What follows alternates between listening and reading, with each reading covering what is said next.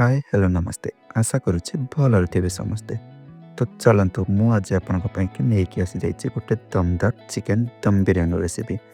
तो मु मो स्टाइल केमी बनाए तो आपण मान सेयार करी चलतु देखा थे एमती भाव ट्राए करके देखु आपण मैंने भी रेस्टोरेंट जी बोली जी। तो चलतु स्टार्ट करवा। तो बिरयानी बनाया आम फास्ट गोटे गरम मसला बनवा। तो गरम मसला बनाया मुझे कौन कौन नहीं स्क्रीन में लिखी दूसरी आपने देखने। तो मुझे गोटे केजी चिकेन बिरयानी बनाऊँगी तो से हिसाब से मसला नहीं आपड़ जी बनइबे से हिसाब से नहीं जाए। काढ़ी रखि गरम मसला को गोटे फ्राए पैन ढाल के भाजीदे टे भाजी सारापर सेटा को आम जार काढ़ी फाइन पेस्ट करदे भल। तो जार ढाल दे फाइन पेस्ट करदे। तापर ये गोटे बॉल रे मु गोटे केजी चिकेन नौचे आपन जी बनइबे से हिसाब से ने। जदि आप लेग पीस नौकरी तो एमती कट मारिदे जहाँद्वारा आम चिकेन भल बॉइल हो। तो चिकेन को आम मैरिनेट करदे। तो मैरिनेट करने मुझे गोटे कप दही नौचे तापर फ्राए करके रखि पियाज को ढालदे आम एटा 300 ग्राम पियाज फ्राए पियाज।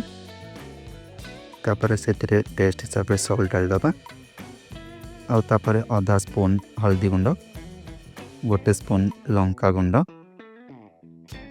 आउ गोटे स्पून रु टिके कम धनिया गुंड आउ टिके किचन किंग तापर आउ टिके चिकेन मसाला तापर आम ग्राइंड करके रखि गरम मसाला को डालदे 2 स्पून गरम मसाला नहीं मोटे एम काटिक रखि धनिया को डालदे मोटे गोटे मुठा धनिया नहीं यहाँ पखापाखि गोटे बिड़ा हम आउ अधा मुठा पुदीना तापर आम अदा रसुण और कंचा लंकार गोटे पेस्ट करूँ सेटा को डालदे ढालिकी आपको भलरे मिसईदे।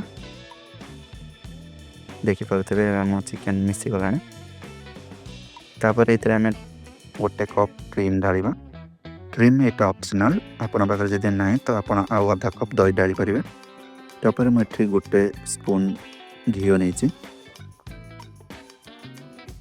घी ढाली सारापर आम आपको टे भलरे मिसईदे।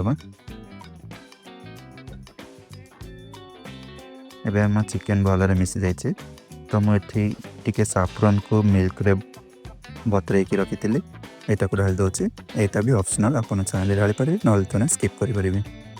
या जगह आप अलैची पाउडर ढाल दिखाँ फ्लेवर पाई।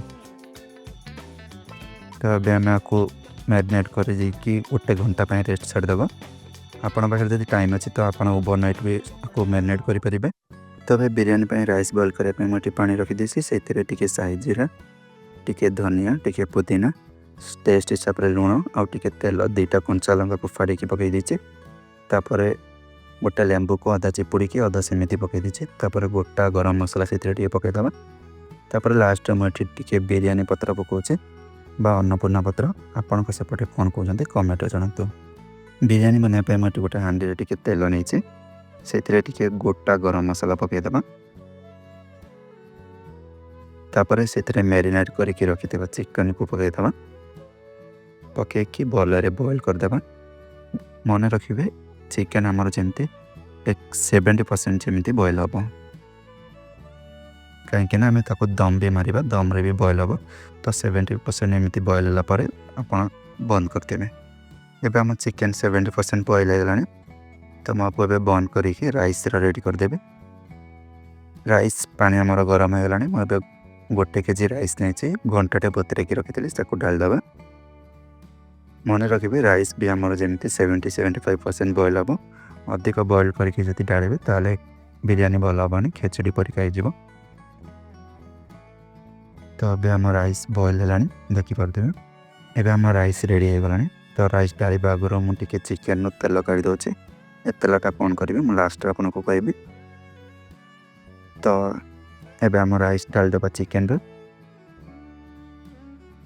तो मुझे राइस को ढाली दूसरी पूरा छाणिकी आपन चाहिए एमती जदि जाली अच्छी तो छाणी पारे ना तो ना गोटे साथी छाणिकी जल्दी ढालीदेवे जमी पानी सुखीबनी राइस पानी जदि सुखीज आम बिरयानी भल दम हेनी।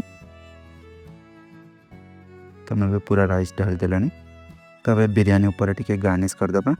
से मु टिके साफ्रन को क्षीर में बतुरेकी रखी डालुचे। तापर जो ऑयल को मु काढ़ी रखी चिकेन रो सेटा को डालदबा टिके कलर पाई। मुझे कलर यूज करूनी, आपड़ भी कलर यूज करतुनि।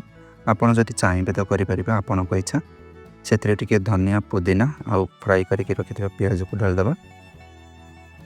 आउ गरम मसाला जो पाउडर करके रखी लास्ट डाल के घी डाल 20 मिनट दम करने सिलो फाइल लगे छाड़देवी। तो मुझे सिलो फाइल लगाऊँ। आपण पाखे जदि सिलो फाइल ना तो किसी कथा ना, आप अटा लगे से लगे दिंतु साइड साइड लगे बराबर होता गोटे ढाकण से लगे दिंतु। लगे स्लो गैस रे 20 मिनट बॉयल हाँपाई दम हाँपाई छाड़देबा। पूरा स्लो गैस रे देखिपे पूरा स्लो अच्छी मो गैस। ढाकन ढाल के किसी भारी जिनस रखीदे जमी आम हावा बाहर को नजर। तो 20 मिनट पर आम देखा आम बिरयानी केमी। तो 20 मिनट हो गला देखिपे मुझे बिरयानी हांडी खोलुचे। तो देखो मो बिरयानी तो पूरा बराबर दम है। तो चलते मुझे आपको देखा केमी बोल देखिपे बिरयानी केते सुंदर दम है। राइस माने पूरा अलग अलग है कि दम है। तो चलते आम प्लेट को सर्व करवा और बिरयानी मजा नवा। आपण मैंने भी घरे हो कि बाहर पिकनिक सांग मान हो थरुटे जरूर ट्राए करूँ एवं केमी लगे मत कमेंट कहतु। और जब वीडियो भल लगी लाइक कमेंट और चैनल टी सब्सक्राइब कर दिंतु। रोची बाय बाय।